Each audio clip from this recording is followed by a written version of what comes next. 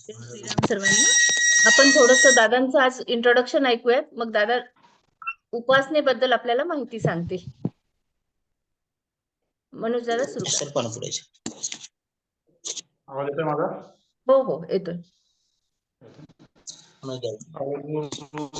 चिंतन श्री गुरुदेव दत्त सद्गुरुनाथ महाराज की जय.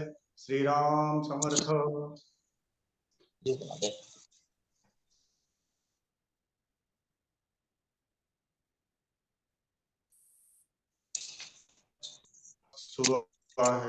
सुरू आहे अशा उच्च कोटी साधकांचा परिचय करून देताना मला फार आनंद होत आहे. आदरणीय श्री मुकुंददादा मुळे हे चैतन्य उपासनाच्या माध्यमातून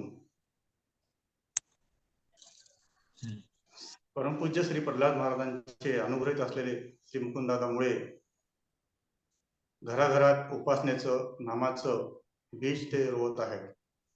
प्रत्यक्ष परमपूज्य श्री प्रल्हाद महाराजांकडून त्यांना अनुभव प्राप्त झालेला आहे. जे उपासना मंडळ आहे चैतन्य उपासना मंडळ याचे ते प्रमुख आहेत.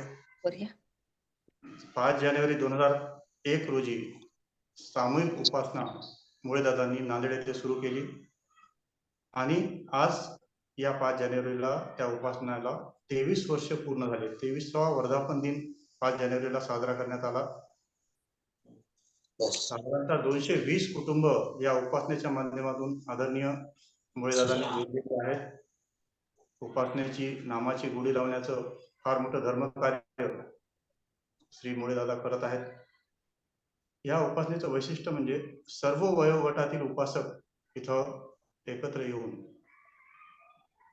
प्रल्हाद महाराजांनी परमपूज्य श्री प्रल्हाद महाराजांनी दिलेली उपासना अत्यंत गोड आवाजामध्ये अत्यंत श्रद्धायुक्त अंतःकरणाने ते इथं सातत्याने घेतात. आणि या उपासनेचाच एक भाग म्हणून गेल्या 20 वर्षापासून इथं चातुर्मास चालू आहे. दरवर्षी एका सद्भक्ताकडे हा चातुर्मास 4 महिने होत असतो.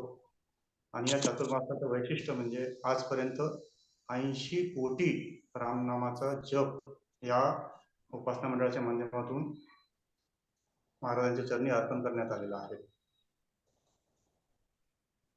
ही आध्यात्मिक ओळख तर झालीच आहे. याशिवाय लौकिकातली ओळख सांगायची म्हणजे स्वतः श्री मुळे सर हे MSc केमिस्ट्रीचे MSc झालेलं आहे. ते BEd सुद्धा आहेत. सायन्स कॉलेज नांदेड येथे गेल्या 30 वर्षापासून ते रसायनशास्त्रचे अध्यापन करतात. रसायनशास्त्र या विषयातले त्यांचे विविध संशोधनपर लेख इंटरनॅशनल जर्नल्स मध्ये प्रसिद्ध झालेले आहेत. आणि अजून एक विशेष ओळख अशी सांगायची म्हणजे ते मात्रतीर्थ सिंदखेड राजा येथील मूळ रहिवासी आहेत. जिजाऊंचे पिताश्री श्री लखुजीराव जाधव आणि मुळे घराणे यांचे अतिशय निकटचे संबंध होते. लखुजीराव जाधवांचे ते कुलोपाध्याय होते, त्यांचे पूर्वज जे होते. आणि त्या वंशातून आलेले हे श्री मुळे सर आज आपल्या समोर उपासनेचे महत्व या विषयावर प्रवचन देणार आहेत. त्यांचा परिचय करून देताना मला खूप आनंद झाला आणि सुचिता मुळेंनी मला ही संधी दिली त्याबद्दल मी त्यांचा आभारी आहे. पुढील सूत्र मी सुचिताच्या हाती सोपवत आहे. श्री गुरुदेव दत्त.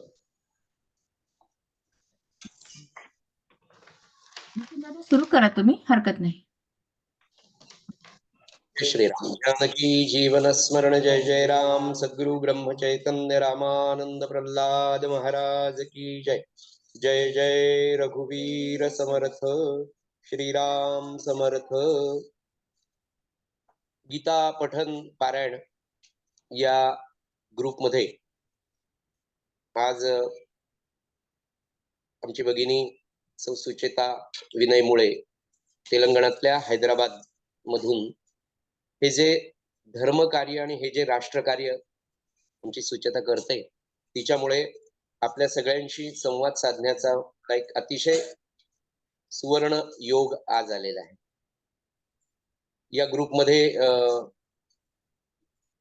असलेले श्री अभयदादा नगरचे, श्री रामदासजी आयर्लंड, जयश्रीताई चौहान कोपरगावचे आहेत आणि अनेक माझा फारसा परिचय नसलेले पण या पारायणाच्या गीता पठन पारायणाच्या ग्रुपमध्ये जे जे भाविक धर्मप्रेमी, राष्ट्रप्रेमी, माता, बंधू, भगिनी आहेत, तुम्हा सर्वांच्या चरणी मी पहिल्यांदा विनम्र अभिवादन करतो. आणि खरोखर आज आपला इतका भाग्याचा दिवस आहे की खरं तो शब्दामध्ये नाही सांगता येणार. असं मी का म्हणतो तर बघा, 494 वर्षानंतर आपण गेली 4-5 दिवस 16 तारखेपासून अतिशय पवित्र दिवस सगळ्या भारतासाठी नाही तर या विश्वासाठी अतिशय आनंदाची पर्वणी असलेला हा आठवडा आहे. 494 वर्षानंतर आपली रामभूमी, जन्मभूमी, आणि त्या जन्मभूमीमध्ये रामरायाला साजेसं असं एक सुंदर मंदिर निर्माण होत आहे. केवळ मंदिर निर्माण होत नाही तर त्या मंदिरामध्ये पौषवद्य द्वादशी उद्या दुपारी 12:30 श्री रामरायाचं विधिवत प्राणप्रतिष्ठा होणार आहे. आणि अशा अत्यंतिक आनंदाच्या क्षणाला, म्हणजे गेल्या शतकानुशतके ज्या गोष्टीची आपण वाट पाहत होतो, ज्याच्यासाठी अनेक संत महात्म्यांनी अनुष्ठानं केली, अगणित रामभक्तांनी अगणित अनुष्ठानं केलेली आहेत, वेगवेगळ्या प्रकारचे संकल्प केले. कोणी मौनात, पायात चप्पल न घालायचं, कोणी विशिष्ट पदार्थ न खाण्याचं. आपल्याला माहित नाही इतक्या सद्भक्तांनी या रामरायाच्या जन्मभूमीसाठी, कारसेवकांनी, किती लाख कार्यसेवकांनी आपलं तारुण्याचं बलिदान, जीवाचं बलिदान दिलं. आणि त्याच्यानंतर ही रामजन्मभूमी आपल्याला प्राप्त तर झालीच, पण त्याही पेक्षा उद्या रामराय येत आहेत. उद्याच्या जगातल्या अत्यंतिक पवित्र पर्व काळाच्या पूर्वसंध्येला मी आपल्याला भाग्याचं का म्हणतो ते अतिशय नम्रपणे सांगतो की इतक्या वर्षानंतर हे प्राप्त झाल्याच्या उद्याच्या पूर्वसंध्येला, रामरायाच्या प्राणप्रतिष्ठेच्या पूर्वसंध्येला, सुचिताताईंनी आज समर्थ रामदासांच्या संप्रदायातली, रामदासी संप्रदायातली, सद्गुरु ब्रह्मचैतन्य महाराजांच्या संप्रदायातली परमपूज्य ब्रह्मचैतन्य रामानंद प्रल्हाद महाराज, एक सेकंड फक्त, यांनी सिद्ध केलेली अशी उपासना आज आपण या पूर्वसंध्येला, उद्याच्या पवित्र दिवसाच्या पूर्वसंध्येला सज्जन हो, आज आपण श्रवण केली. आपल्या सर्वांना मनपूर्वक नमस्कार कर. ब्रह्मचैतन्य महाराजांच्या संप्रदायातला, ब्रह्मचैतन्य महाराजांचा कार्यकाळ हा 1845 ते 1930, त्यांचे सत्शिष्य सद्गुरु रामानंद महाराज 1886 ते 1930, आणि रामानंद महाराजांचे अंतरंग शिष्य असलेले परमपूज्य सद्गुरु माझी गुरुमाऊली परमपूज्य समर्थ सद्गुरु प्रल्हाद महाराज हे 1893 ते 1979 हा त्यांचा सगुणातला काळ आहे. माझ्या सद्गुरूंनी जवळपास 60 वर्ष जी उपासना, म्हणजे माझे सद्गुरू परमात्मा स्वरूपच होते, सद्गुरू हे परमात्म्याचं स्वरूप असतं, अशा परमात्मा स्वरूपाने 5 ते 6 तप जी उपासना आपल्या सद्भक्तांना आपलं ऐहिक आणि पारमार्थिक कल्याण होण्यासाठी दिली, ती उपासना आज तुमच्या सर्वांच्या समोर पोहोचवण्याचं काम सुचिताताईंनी केले. म्हणून आपण भाग्यवान आहोत. आणि आपल्याला आपल्या या उपासनेमध्ये आपल्या घरोघरी ही उपासना वाढवणं फार गरजेचं आहे. समर्थांचा एक फार सुंदर श्लोक आहे, उपासनेचा आश्रयो उपासनेविन निराश्रयो, आणि उदंड केला तरी जयो होणे नाही. उपासनेचा काय आश्रय? उपासनेचा आश्रयो उपासनेविन निराश्रयो. जर उपासना नसेल तर आपण खऱ्या अर्थाने निराश्रित आहोत. असं का? उपासना या शब्दाचा अर्थ काय? उपासना म्हणताना उप आणि आसन असे दोन शब्द. उप म्हणजे जवळ, आसन म्हणजे बसणे, जवळ बसणे. आता कुणाच्या जवळ बसायचं? का बसायचं? त्या उपासनेमध्ये बसण्याची गरज काय आहे? तर सज्जन हो, उपासनेच्या संदर्भामध्ये जवळ बसणं म्हणजे आपल्या इष्ट देवतेच्या, आपल्या परमात्म्याच्या, आपल्याला आवडणाऱ्या देवतेच्या किंवा त्याही पेक्षा सकल विश्वामध्ये सद्गुरु हे सर्वश्रेष्ठ आहे. कारण गुरु साक्षात गुरुगीतामध्ये गुरुगीता असं सांगते, गुरुर ब्रह्मा गुरुर विष्णू गुरुर देवो महेश्वरा गुरु साक्षात परब्रह्म. म्हणजे या विश्वाची निर्मिती झाल्यानंतर निर्माण करणारा, पालन पोषण करणारा आणि संहार करणारा या तीन देवता ज्यांनी निर्माण केल्या तो परमात्मा आहे, ते परमतत्व आहे, तो आपला सद्गुरू असतो. म्हणून सद्गुरूंनी दिलेली उपासना ही त्यांनी स्वतः सिद्ध केलेली असते. याचं कारण परमात्मा मानवी रूप घेऊन पृथ्वी तलावर येतो आणि तो स्वतः आपल्याला उपासना करून दाखवतो, मानवी जीवन जगून दाखवतो. जसे रामराय हे मानवी रूप धारण करून ते आलेलं परमतत्व आहे आणि नराचा नारायण कसा होतो याचा आदर्श रामराय. सज्जन हो, ही उपासना कशासाठी करायची? कुणाच्या जवळ बसून करायची? तर आपल्या सद्गुरूंच्या किंवा आपल्या आवडत्या इष्ट देवतेची. कशासाठी करायची? नंबर 2, आपण सगळे 2024 मध्ये आता प्रवेश करतो झालो, म्हणजे 21व्या शतकातले जवळजवळ पुढच्या वर्षी 25 वर्ष पण संपून जात आहेत.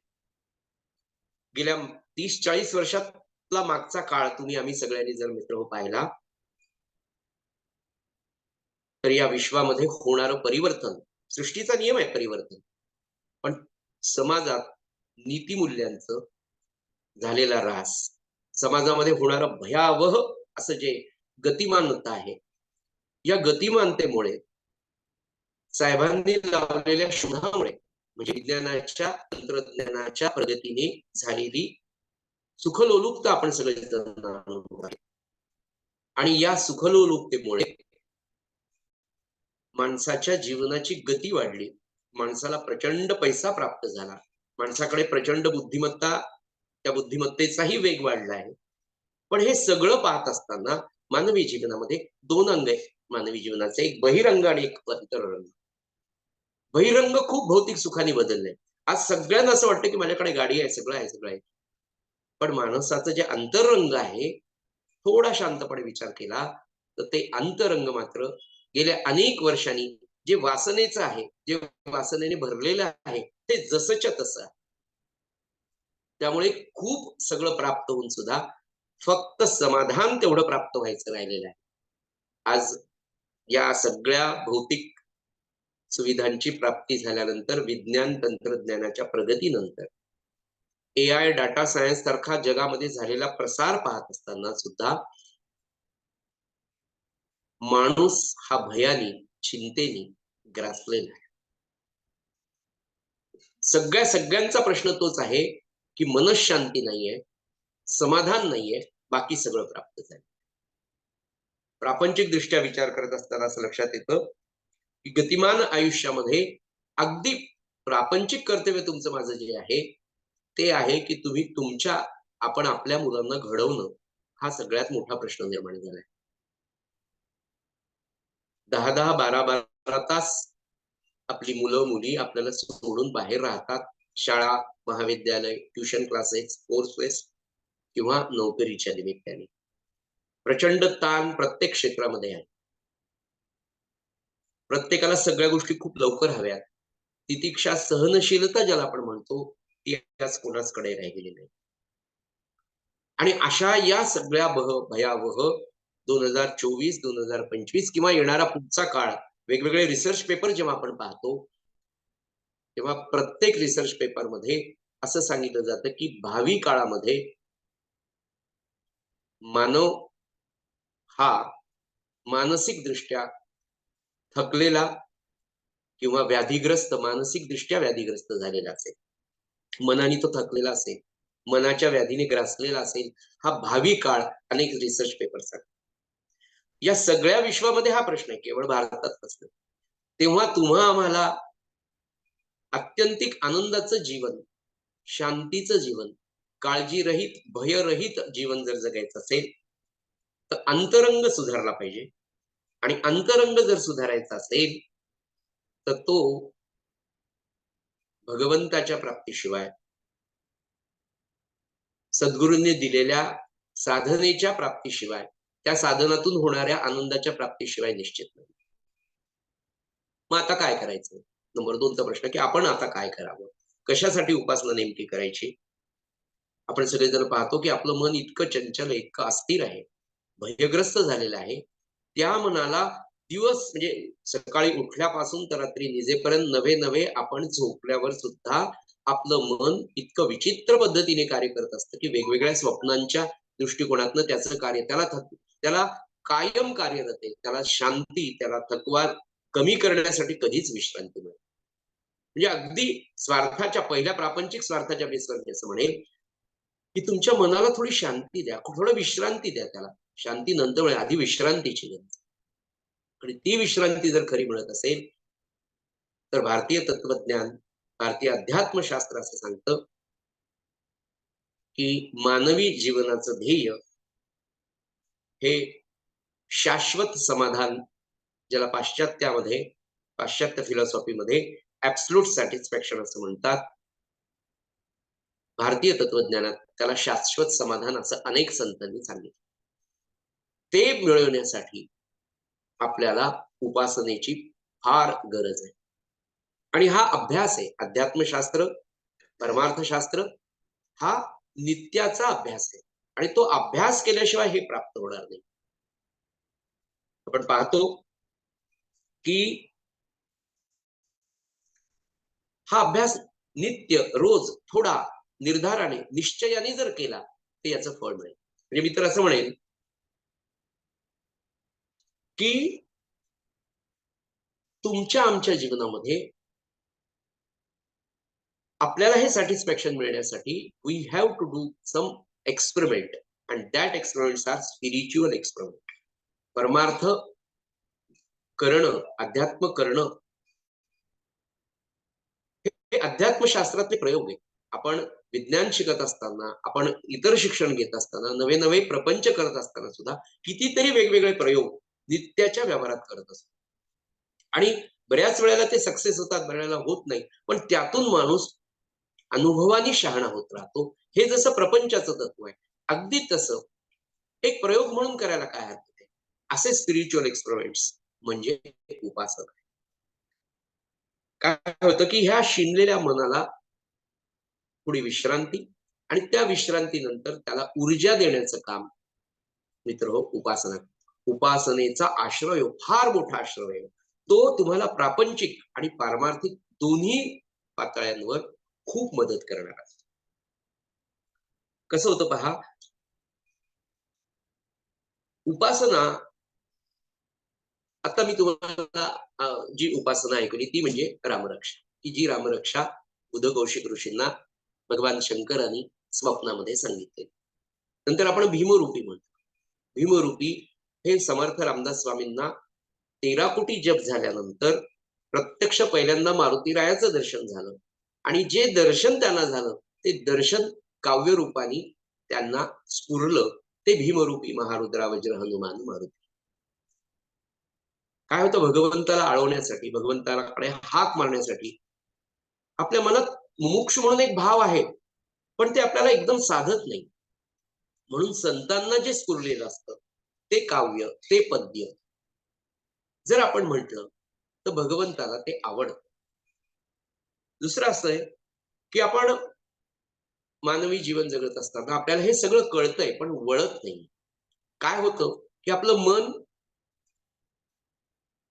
प्रयत्न करतं पण त्याला ते साधत नाही. भगवंताच्या जवळ बसून उपासना करणं, भगवंताच्या चरणी प्रेमाने काही वेळ तरी काढणं, ही जी उपासना ही आपल्याला साधत, नुसतं मानसिक चिंतन करून भागणार नाही. तर वैखरीने म्हणजे मुखाने आपल्या सद्गुरूंच्या मूर्तीचं, आपल्या उपास्य देवतेच्या सगुण मूर्तीचं भजन म्हणा, आरती म्हणा, करुणाष्टक म्हणा, यांनी एका विशिष्ट लयीमध्ये, एका चालीमध्ये जेव्हा आपण भगवंताला आळवतो तेव्हा ते आळवत असताना आपण काही काळ तरी स्वतःला विसरतो आणि त्या विसरण्याने मनाला एक शांती मिळते. यालाच आध्यात्मिक भाषेमध्ये देहभाव विसरणे किंवा देहबुद्धी विसरणे असं म्हणतात. आणि खरंच बघा, तुम्ही स्वतःला विसरण्यातच एक वेगळ्या प्रकारचा आनंद नेहमी असतो. एक साधी गोष्ट सांगतो की रामरक्षेच्या पहिल्या याच्यातच त्यांनी असं म्हटलंय की श्री रामरक्षा स्तोत्र मंत्रस्य, की रामरक्षा हा मंत्रच आहे मोठा. 36-37 श्लोकांची रामरक्षा आहे. उदघोषित ऋषींना स्वप्नामध्ये स्फुरलेली भगवान शंकरांनी ती सांगितली आहे. त्यामुळे ती अतिशय प्राचीन आहे, अतिशय दिव्य आहे. अनेक संत महात्म्यांनी त्याची अनेक पारायणं, अनेक पवित्र स्थळी लाखो हजारो कोटी वेळा म्हटलेली आहे. आणि एक मंत्रशास्त्राच्या सज्जन अभ्यासक आहेत, आपल्या डॉक्टर कल्याणीताई नाम जोशी म्हणून पुण्यामध्ये मंत्रशास्त्राच्या गाड्या अभ्यासक आहेत. त्या MSc इलेक्ट्रॉनिक्स पण आहेत, पण मंत्रशास्त्रावर त्यांनी खूप संशोधन केलंय. त्यांच्या एका व्याख्यानामध्ये मी ऐकलेली गोष्ट आहे की त्या म्हणाल्या की हे जे मंत्र म्हणजे काय, मननात त्रायते इति मंत्र, हा म्हणजे काय की ज्याचं मनन केल्यानं आपलं रक्षण होतं त्याला मंत्र असं म्हणतात. मंत्र काय करतो तर आपल्याला मंत्र हा इष्ट साधक असतो आणि अनिष्ट निवारक असतो. म्हणजे संकटांपासून तुम्हाला तो सांभाळतो, दूर करतो. आणि ते करत असताना दुसरं काम मंत्र असा करत असतो की तो तुमचं इष्ट साधक असतो. तुम्हाला हवं असलेलं, तुमच्या कल्याणाचं तुम्हाला देत. म्हणून मननात त्रायते इति मंत्र. दुसरी गोष्ट कल्याणी नाम जोशी अशा म्हणाल्या की एखाद्या बालकाला त्याच्यात आधी सूत्र त्यांनी सांगितलं की 1500 वेळा जर एखाद्या मुलांनी किंवा मुलीनी किंवा कोणत्याही मानवी जीवानी 1500 वेळा जर रामरक्षा त्याची म्हणणं झाली तर 1500 आवर्तनानंतर त्या शरीराच्या भोवती त्या ठिकाणी एक वेगळं संरक्षक कवच निर्माण होतं. म्हणून आपल्या मुलाला जर पहिल्या वर्षापासून आपण रामरक्षा श्रवण करायला लावली, नंतर त्यांनी म्हणायला सुरुवात केली, तर साधारण 5 ते 6 वर्षामध्ये त्याचे 1500 आवर्तन होतात आणि त्या 1500 रामरक्षेच्या आवर्तनाचं एक सुंदर संरक्षक कवच आपल्या मुलाच्या, आपल्या लेकराच्या भोवती तयार होतं. हे मंत्रशास्त्र दृष्ट्या सिद्ध झालेलं आहे, असं मंत्रशास्त्राच्या अभ्यासक असलेल्या कल्याणीताई नामजोशींनी सांगितलंय. हे मी स्वतः ऐकलंय. याचं कारण काय, आपण सगळे विज्ञानाचा, मी पण विज्ञानाचा विद्यार्थी. काय होतं, जेव्हा आपण मंत्र म्हणतो तेव्हा ज्या वेळेला आपण मंत्र एखाद्या ठराविक लयीमध्ये, चालीमध्ये, विशिष्ट ठिकाणी, विशिष्ट वेळेला बसून जेव्हा म्हणतो, त्याचंही महात्म्य. एक जागा ठरलेली असावी, एक वेळ ठरलेली असावी.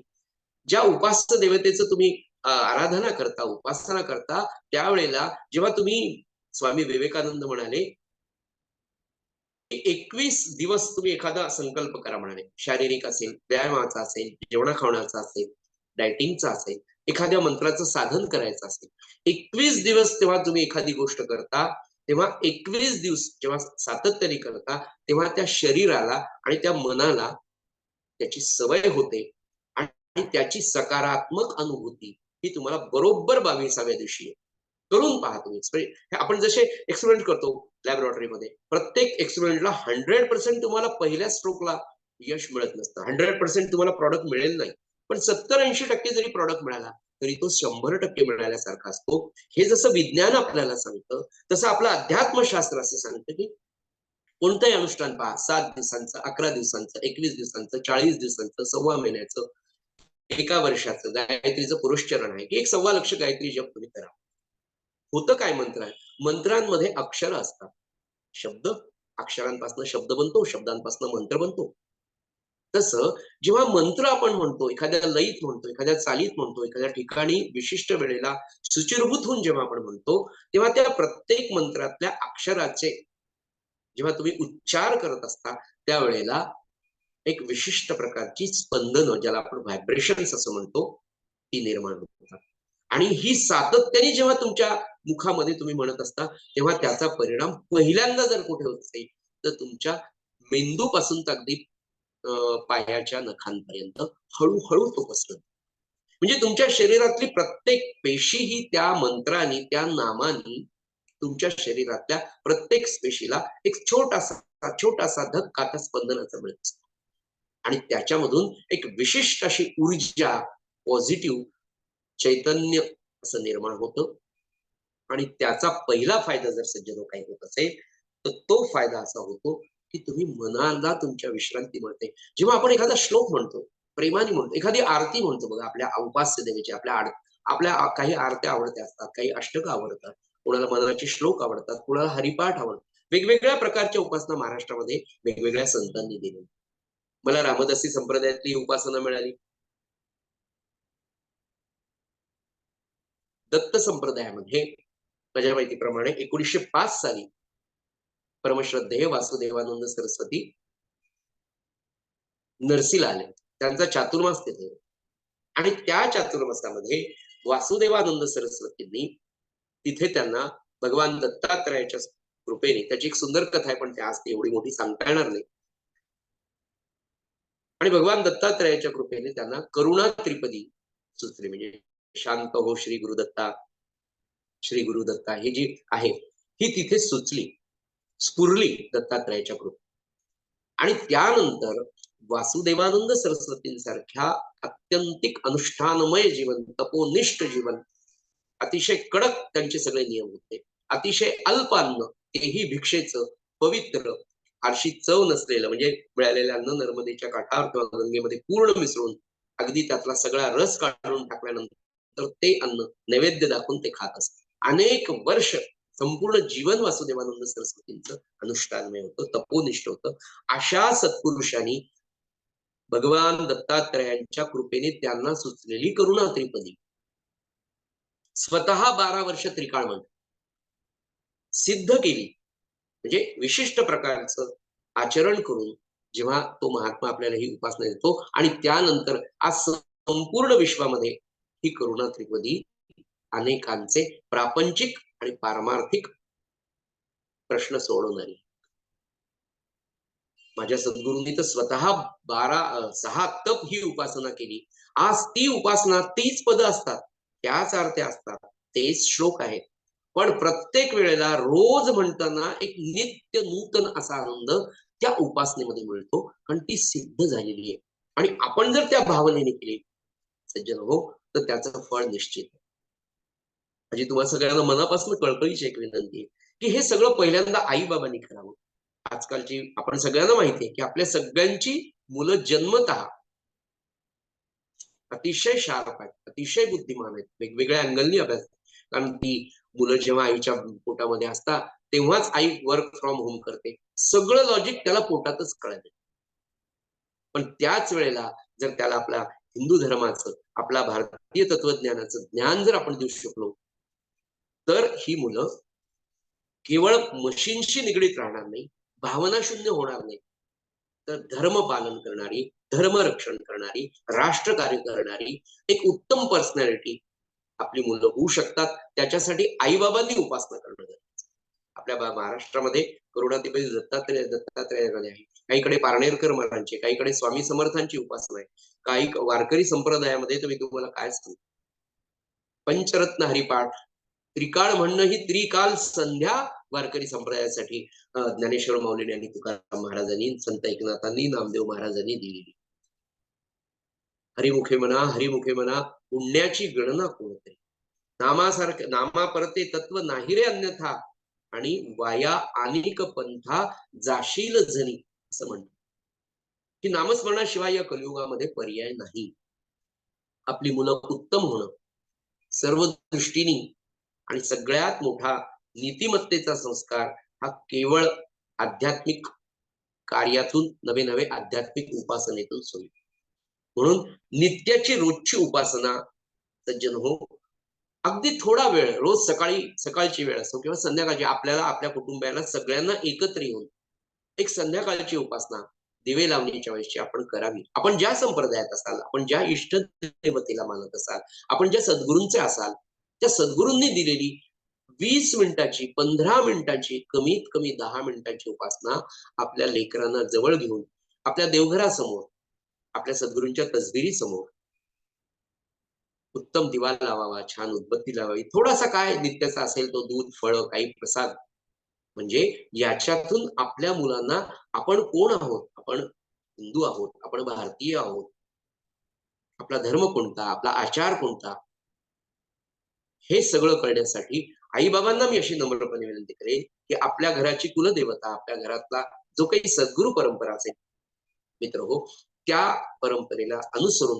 रोजची एक उपासना कमीत कमी 20 मिनिटांची संध्याकाळी म्हणा किंवा सकाळी आपल्या सगळ्यांच्या वेळेस, विशेषतः सायं उपासना एका ठिकाणी एका वेळेला रोज जर केली तर मी माझ्या सद्गुरूंच्या इतक्या दिवसाच्या या उपासनेच्या आधारावर निश्चितपणे अतिशय कॉन्फिडेंटली मी सांगू शकतो की अशी उपासना आपल्याकडे रामरक्षा असेल, विमुरव असेल, करुणा त्रिपदी असेल, वारकरी संप्रदायात असेल तर हरिपाठ म्हणायचं असेल, तर तो म्हणत असताना मनापासनं की आपला सद्गुरू, आपली कुलदेवता आपल्या जवळ बसले, आपण त्यांच्या पायाशी बसलेलो आहोत आणि त्या भावनेने मनापासनं अगदी त्याला आळवावं, ती उपासना करावी.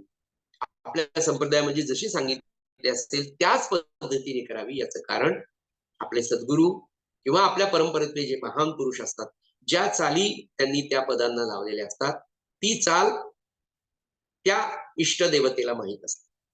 ज्या पद्धतीने त्यांनी म्हटलं त्याच पद्धतीने आपण का म्हणायचं? आदरणीय सद्गुरुदास महाराज म्हणाले की माझ्या सद्गुरूंनी म्हणजे विष्णुदास बाबांनी मला जी उपासना दिली होती, ती उपासना आम्ही त्याच चालीने म्हणतो.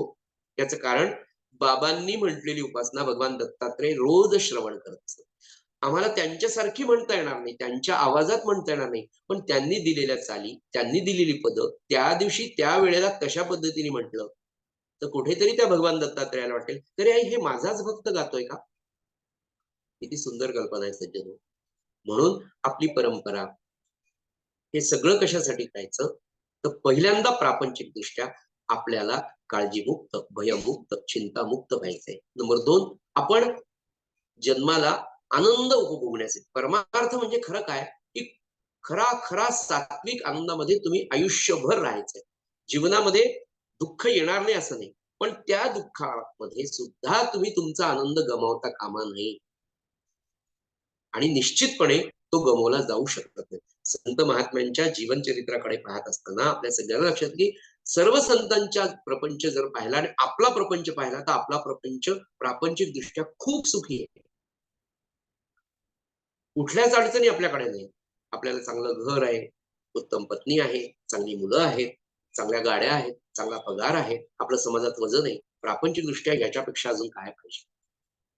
संत ज्ञानेश्वरांचं जीवन, संत तुकारामांचं जीवन, संत नामदेवांचं जीवन, एकनाथ महाराजांचं जीवन चरित्र, रामदासांचं जीवन चरित्र, कुठल्याही संतांचं चरित्र घ्या, प्रापंचिक आघात त्यांच्यावर एवढे झाले तरीही तुकाराम महाराजांचं जीवन चरित्राकडे पाहिलं तर इतकी अवहेलना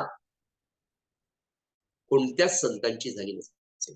तुकाराम महाराजांच्या प्रापंचिक जीवनाकडे पहा, तुकाराम महाराजांच्या सामाजिक जीवनाकडे जर पाहिलं तर गाढवावर उलट बसून गळ्यामध्ये वाहनांची माळ घालून त्यांना गावातून फिरवलं तरी त्यांच्या व्यक्तिगत आनंदाच्या पातळीमध्ये सज्जनो कधी फरक पडला नाही. आपण तेवढे होऊ शकत नाही, पण निदान माझ्या प्रापंचिक जीवनामध्ये मी निरतिशय आनंदात चिंतामुक्त नक्कीच उपासनेच्या माध्यमात. आणि उपासना म्हणजे काय तर आपल्या सद्गुरूंशी किंवा आपल्या इष्ट देवतेशी रोज निकटचा संबंध. लहानपणी आपण शाळेतून आलो की पटकन आईला भेटायचो आणि पटपट सगळं आईला सांगायचं की शाळेत काय.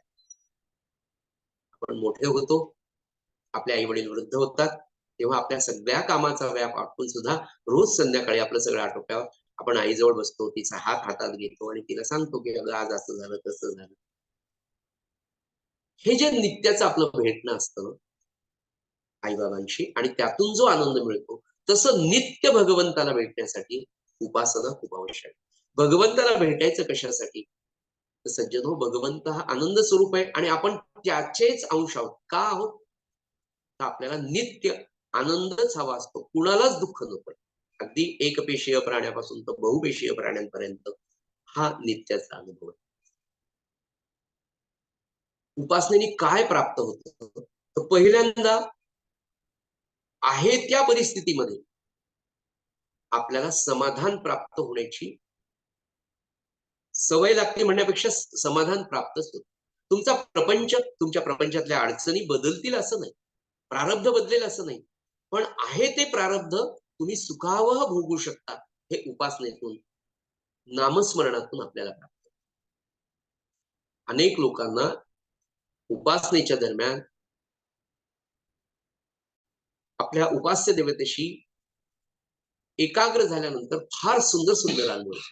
दुसरं महत्वाचं म्हणजे नित्य उपासना केल्यानंतर तुम्हाला म्हणजे आपल्याला आपल्या घरातच आपल्या सद्गुरूंचं म्हणा किंवा आपल्या इष्ट देवतेचं अस्तित्व अतिशय सूक्ष्मपणे पण ठळक असं पाहायला मिळतं की नाही, आता मी एकटा नाही, माझे सद्गुरू माझ्या बरोबर आहे, माझी इष्टदेवता, माझी कुलदेवता जी आहे ती माझ्या बरोबर आहे. आता मला कुठलाच प्रापंचिक ताण नाही, याची हळूहळू अनुभूती येईल. प्रसंग वाईट येणार नाहीत असं नाही, आपल्या प्रारब्धात असेल ते तर होईल, पण ते प्रारब्ध सुखावं भोगता येईल. म्हणजे आता एक मोठा पायाला गळू झाला, डॉक्टर म्हणले ऑपरेशन करायचं, पण जर अॅनेस्थेशिया देऊन ऑपरेशन करतात तर आपण हो करा. जनरली ऑर्थोपेडिकचे ऑपरेशन आपण पाहतो, पाय तुटतो, त्याला प्लेट टाकतात, पण तो पेशंट स्वतः पाहत असतो. अॅनेस्थेशिया, जनरल अॅनेस्थेशिया दिला जातो आणि तो स्वतःच ऑपरेशन पाहतो. अॅनेस्थेशिया जे काम ऑपरेशन करताना करतो तेच नाम आणि उपासना सज्जन हो आपल्या आयुष्यामध्ये करतो. अतिशय आनंदी राहण्यासाठी, आपली पुढची पिढी उत्तम घडवण्यासाठी आणि आपलं प्रापंचिक आणि पारमार्थिक कल्याण होण्यासाठी नित्य उपासनेची गरज आहे.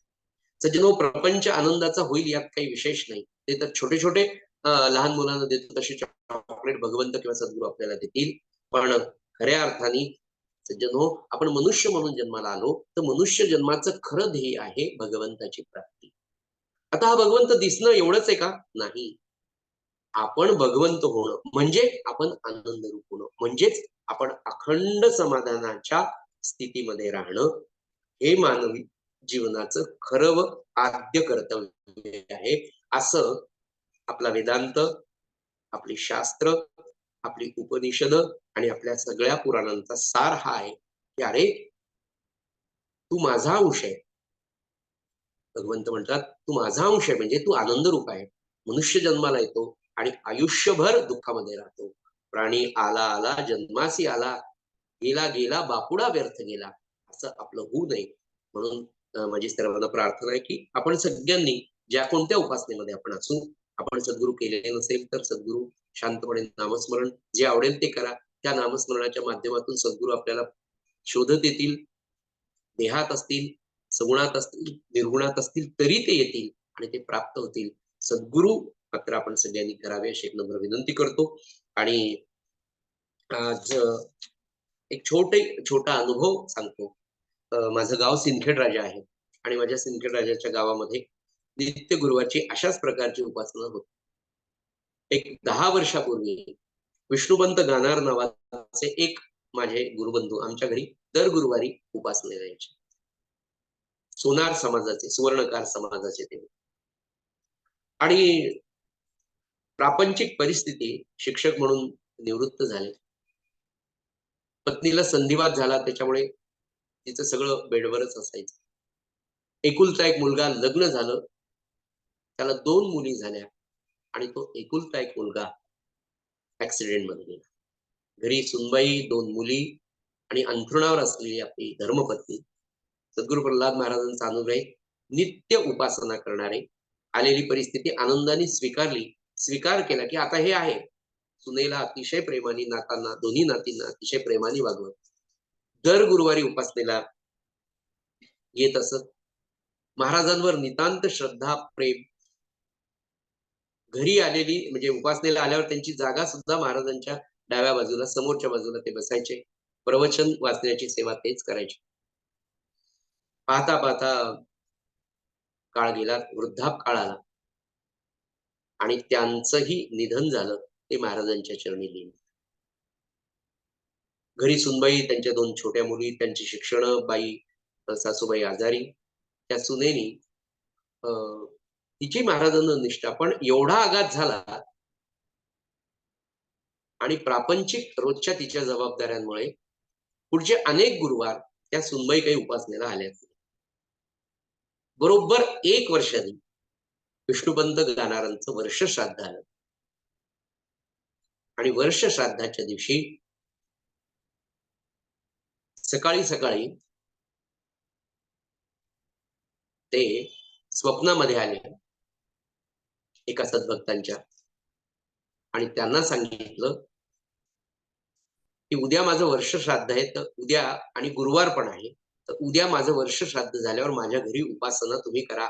असं स्वप्न माझ्या मोठ्या भावाला पडलं आणि त्यांनी त्यांचं ते वर्ष श्राद्धाचं कार्य केलं. त्या दिवशी गुरुवार असल्यामुळे त्यांच्या सुनबाईने सांगितले, सुनबाई आज तुमच्याकडे उपासना घ्यायची. तर त्या म्हणाल्या काही हरकत नाही, वर्षभर झाले आमचं काही उपासनेला येणं झालं नाही आणि तुम्ही म्हणता बाबांचं आज वर्ष श्राद्ध पहिलंच आहे, आपण उपासना करू. सकाळी वर्ष श्राद्धाचे विधी झाले, संध्याकाळी गुरुवारची उपासना झाली. त्याच रात्री पुन्हा मला माझं महात्म्य नाही सांगायचं, पण माझ्या मोठ्या भावाला पुन्हा स्वप्न पडलं सकाळी 4:30 ला आणि त्यांनी सांगितलं की श्रीपाद भाऊ वर्षभर माझ्या घरचे उपासनेला आले नाहीत, मला याचं वाईट वाटतं. कालची उपासना फार सुंदर झाली आणि काल मी सद्गुरू प्रल्हाद महाराजांच्या पायाजवळ उपासनेला बसलो होतो. आमच्या घरी नित्य उपासना होईल असं करा, एवढं त्या व्यक्तीने सांगितलं आणि स्वप्न संपलं. एखादा सामान्य प्रापंचिक जीव निष्ठेने जेव्हा उपासना करतो ना सज्जन, आपलं धर्मशास्त्र जे सांगतं ना की अरे मनुष्य देहाने फक्त त्याचा देह जातो, त्याचा सूक्ष्म देह जो असतो त्याच्यावरती उपासना किती बारीकपणे कोरलेली असते. आणि त्यानंतर त्या सुनबाईला जेव्हा हे स्वप्न सांगितलं तर त्या सुनबाई त्या दिवशीपासनं आज तागायत कधीही उपासनेला आल्याने असं झालं नाही. आजही त्यांच्याकडे उपासना सुरू आहे. त्यांची मुलगी आता अमेरिकेमध्ये गेली, पण जाताना संपूर्ण उपासनेचे पुस्तक रामानंद महाराजांची पोथी घेऊन गेली आणि तिथे ती नित्य उपासना करते. तिसऱ्या पिढीपर्यंत उपासना पोचवण्याचं कार्य या सज्जन हो आपल्याला करावं. एवढा अनेक अनेक प्रत्येक माझ्याच म्हणून नाही, प्रत्येक संप्रदायातल्या प्रत्येक उपासनेमध्ये अतिशय दिव्य अनुभव येतात. त्याचं कारण त्या सद्भक्ताची आपल्या इष्टदेवतेप्रती आपल्या सद्गुरूंप्रती असलेली अतिशय पवित्र मंगलमय आणि घट्ट अशी सद्गुरूला धरून ठेवण्याची जी भावना असते ती त्या उपासनेतली पद आरत्या अतिशय मनापासून आपण म्हणाव्या. जी काही आपल्याला उपासना दिली असेल इतका सुंदर भाव होता. आणि दुसरं मी सांगतो ना की संतांनी लिहिलेली ही जी पदं असतात ही पदं त्यांना भगवंताच्या कृपेने पण त्यांच्या आत्यंतिक नित्याच्या प्रामाणिक अभ्यासाने भगवंताची कृपा झालेली असते आणि त्या कृपेतून जे काही त्यांना प्राप्त होतं ते त्यांच्या मुखातनं बाहेर पडतं. तुम्हा आम्हाला भगवंतावर प्रेम आहे, पण ते प्रेम आपल्याला व्यक्त करता येत. ते संतांचा शब्दांचा आधार घेऊनच तो त्या शब्दांचा भाव, त्या शब्दातली गेयता, त्या शब्दातल्या चाली, त्या शब्दातली प्रेमभाव तसाच्या तसा आपण संतांचा उसना घ्यावा आणि तो भगवंताच्या चरणी व्हावा. म्हणून आजच्या या उपासनेचं शेवटचं भाग आमच्या उपासनेमध्ये एक प्रसादाचं पद आहे. त्या प्रसादाच्या पदाने आपण करावं. का घ्यायचं हे प्रसाद, ही उपासना का करायची, भगवंताला कोणता प्रसाद उपासनेनंतर मागायचा. एका सुंदर कोणी केलं हे माहित नाही, पण एका चांगल्या भक्ताने केलेलं हे पद आहे. ते पद आपण घेऊया आणि आजच्या या वक्तव्याला मी विश्राम देण्यापूर्वी आपल्याला ते श्रीराम. प्रसाद हा मज द्यावा देवा, प्रसाद हा मज द्यावा देवा, प्रसाद हा मज द्यावा देवा, प्रसाद हा मज द्यावा.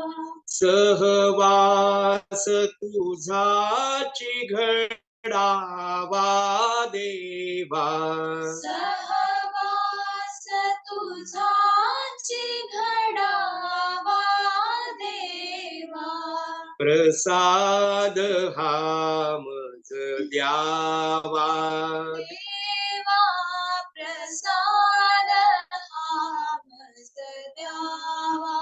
निशिदिनी प्रभूचे नाम स्मरावे, निशिदिनी प्रभूचे नाम स्मरावे, विसर तुझा न पडावा देवा विसर तुझा न पडावा देवा प्रसाद हा मज द्यावा देवा प्रसाद हा मज द्यावा हृदय मंदिरी तुवा बैसुनी हृदय मंदिरी तुवा बैसोनी ध्यान योग मज द्यावा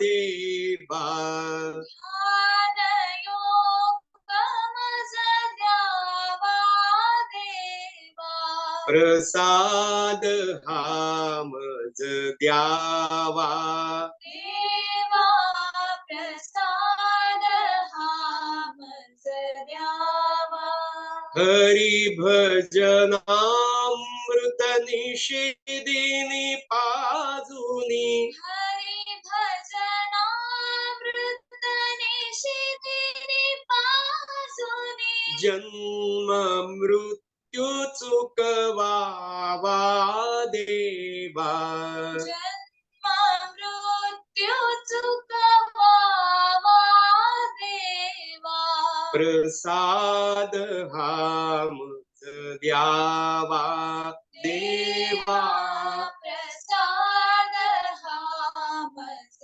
द्यावा आत्मसुखा प्रभु प्रसाद द्यावा आत्मसुखा प्रभु प्रसाद द्यावा आत्मसुता प्रभु प्रसाद द्यावा आत्मसुता प्रभु प्रसाद द्यावा वियोग नातव भावा देवा योगनाथ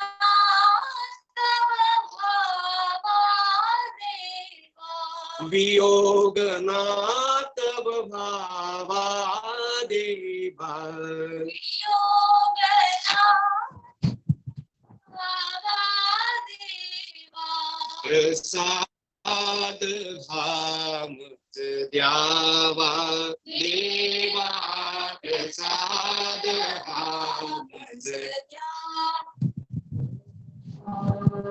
तुझाची घडावा देवा सहवास तुझाची घडावा देवा प्रसाद हा मज द्यावा देवा प्रसाद हा मज द्यावा सद्गुरुनाथ महाराज की जय. सज्जनो, सकाळी झोपेतून उठल्यापासून तर रात्री अंथरुणावर पडेपर्यंत किंवा अंथरुणावर झोपल्यानंतर सुद्धा रात्री स्वप्नामध्ये सुद्धा तो भगवंत, तो इष्ट देवता, आपले सद्गुरू आपल्याला प्राप्त होण्यासाठी काकड आरतीपासून तर शेजारतीपर्यंत वेगवेगळ्या प्रकारच्या उपासना वेगवेगळ्या संप्रदायांमध्ये सांगितलेल्या आहेत.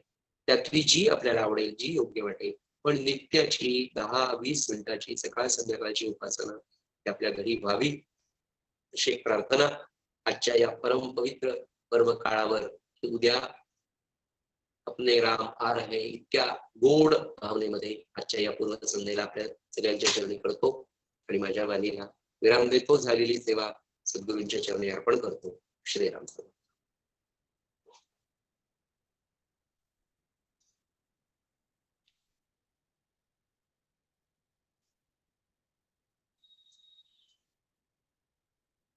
मुकुंद दादांनी अत्यंत रसाळ आणि ओघवत्या वाणीमध्ये उपासनेचं महत्व रामरक्षेपासून सुरुवात केली आणि नित्याच्या प्रार्थनेमध्ये ती परिणत व्हावी, सवयीमध्ये ती परिणत व्हावी असा एक संदेश त्यांनी शेवटास येताना दिला. उपासना या शब्दाचा एक मार्मिक अर्थ त्यांनी आपल्याला समजावून सांगितलेला आहे. तशी त्यांनी छोटीशी सुरुवात करून दिली. उप आणि आसन ईश्वराजवळ पोहोचण्याचं जे साधन माझ्या प्रापंचिक पारमार्थिक प्रयत्नांना मिळणारा यश याला जोडणारा जो पूल आहे तो पूल म्हणजे उपासना असा याच्यातून अर्थबोध होतो. अत्यंत ओघवत्या अध्यात्म आणि विज्ञानाचं सुद्धा अनुषंगिक मार्गदर्शन मुकुंददादांनी आपल्याला घडवलं. अध्यात्म आणि विज्ञानाची सुद्धा उपासनेच्या माध्यमातून सांगड कशी घालता येईल. विज्ञान म्हणजे जर सभ्यता असेल तर अध्यात्म म्हणजे संस्कृती. तर हे सांस्कृतिक कार्य म्हणजे बुद्धीचा विकास उपजत होत असतो माणसाचा. वैश्विक रेट्यानी म्हणा किंवा विज्ञानाच्या प्रगतीने सभ्यतेच्या रेट्यानी ते सभ्यतेचा विकास होत जातो, बुद्धीचा विकास होत जातो. पण विकास घडत नाही तो मनाच्या पातळीवरती. आणि नेमकं याच मर्मावरती बोट दादांनी ठेवलं, मुकुंद दादांनी. मनाचा विकास म्हणजे संस्कृतीचा विकास. सभ्यतेला अनुचर होईल अशी संस्कृती निर्माण करण्याचं कार्य ज्या माध्यमातून घडतं ते माध्यम म्हणजे उपासना असा बोध मला आज मुकुंद दादांच्या या रसाळ वाणीतून प्राप्त झाला. हे सांस्कृतिक कार्य वेगवेगळ्या पद्धतीने तुम्हाला करता येण्यासारखं आहे. नामस्मरणातून करता येईल, रामाचं करा, कृष्णाचं करा, कुठल्याही तुमच्या सद्गुरूंचं नामस्मरण करा, याचं स्वातंत्र्य तुम्हाला आहे. पण ते नित्य नियमाने आणि ठराविक वेळेस ठराविक ठिकाणी करणं किती महत्वाचं आहे याचंही प्रतिपादन मुकुंद दादांनी आपल्या आजच्या विवेचनातून आपल्याला केलेलं आहे. तर असे सभ्यतेला अनुचर ठरणारी संस्कृती उभारण्याचं जे काम सुचिताताईंनी अंगीकारलं आहे, कदाचित त्या कार्याची कल्पना त्यांनाही स्वतःला नसेल. किती मोठं कार्य त्यांनी हाताशी घेतलेलं आहे. हे सांस्कृतिक कार्यासाठी माझ्या उपासनेच्या माध्यमातून मी यश चिंतितो आणि मुकुंद दादांचे मी मनःपूर्वक आभार मानतो. आभार मानण्यापेक्षाही त्यांच्या मी ऋणातच राहू इच्छितो. धन्यवाद. जय श्री कृष्ण.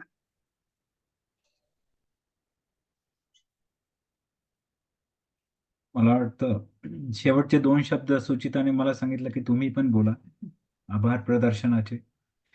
खरं सांगायचं तर मला वाटतं सरांनी अत्यंत सुंदर शब्दात माहिती दिलेली आहे.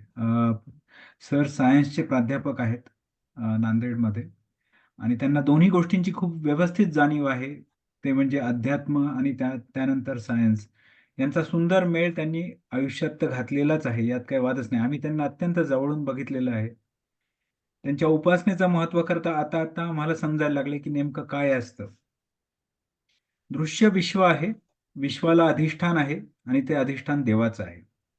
आणि त्या अधिष्ठानाचं महत्व मागच्या काही दिवसांपासून मी त्यांच्या प्रवचनांमधून ऐकतोय आणि आता कळतंय की खरंच सर सांगतायत ते अत्यंत योग्य आहे. उपासना अत्यंत महत्वाची आहे आणि त्यांनी नामाचं महात्म्य जे सांगितलेलं आहे त्यांच्या प्रत्येक प्रवचनामधून ते अतिशय सुंदर आहे. मला असं वाटतं की काही लोकांना उपजतच एक अध्यात्माची देणगी असते, त्यांना स्वतःचा अभिमानही नसतो.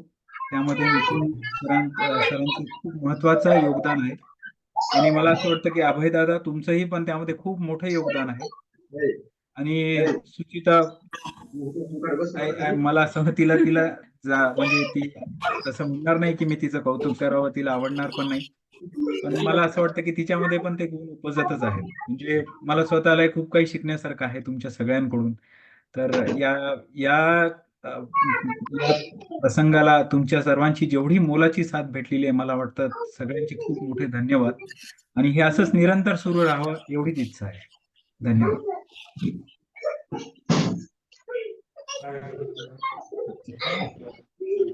कोणाला काही बोलायचं आहे का? कोणाला काही बोलायचं आहे का? खूपच सुंदर. हो ताई मला बोलायचंय. हा बोला. शिल्पा नाळकर. हो आपण मुकुंद दादांनी आणि आपण सगळ्यांनी खूपच सुंदर सांगितलं. आपल्या देवाची आपण इथल्या गुरूंची जर आपण अशी नामात राहिलो 20 मिनिटं तर सततच न कळत इच्छा हार्टबीट आपण देवाचं नाव घेतलं जातं आम्ही सगळेजण निंबाळ सोलापूर पासून जवळ आहे. ते गुरुदेव रानड्यांचे नामधारक आहोत. तर आता दादानी म्हटल्यासारखं आवड असल्यामुळे सगळ्याच देवांचं नामधारक व्हावं की काय असं वाटतंय.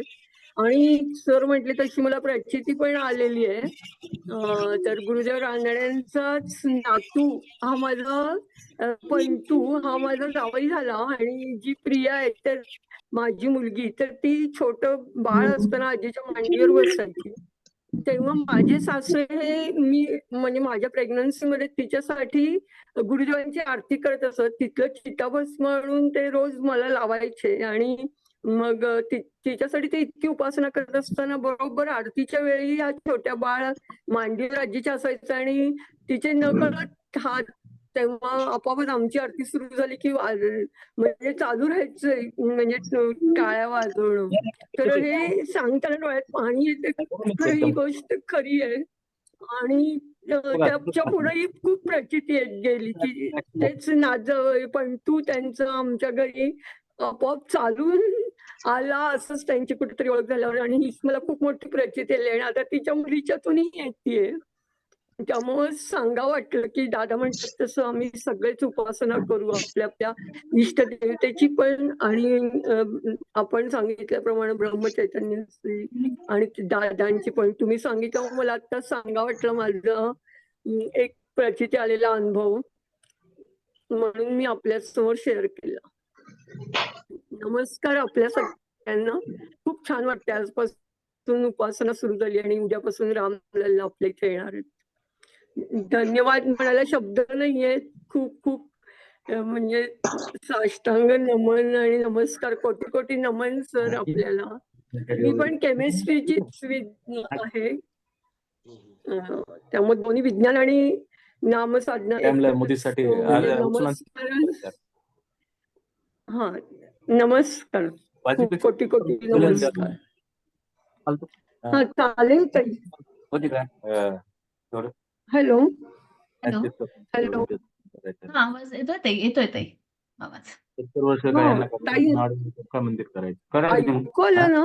शंकराचार्याने हॅलो करायचं करून दाखवायचं. ऐकू आलं ना म्हणतो. तुम्हाला सगळं एक मिनिट करून हातात दिले, फक्त तुम्हाला स्थापना करायची. मला बोलत नाही त्याला. हॅलो. हा बोला दादा. मुकुंद दादा बोला. जय श्रीराम. हा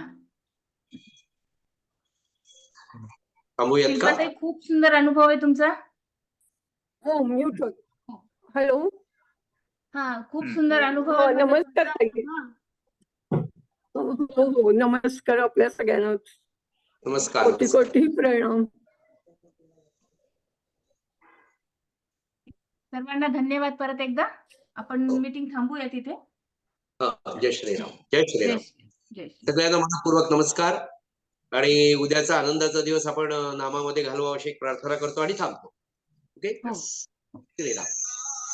जय श्रीराम. अभय दादा नमस्कार. होय.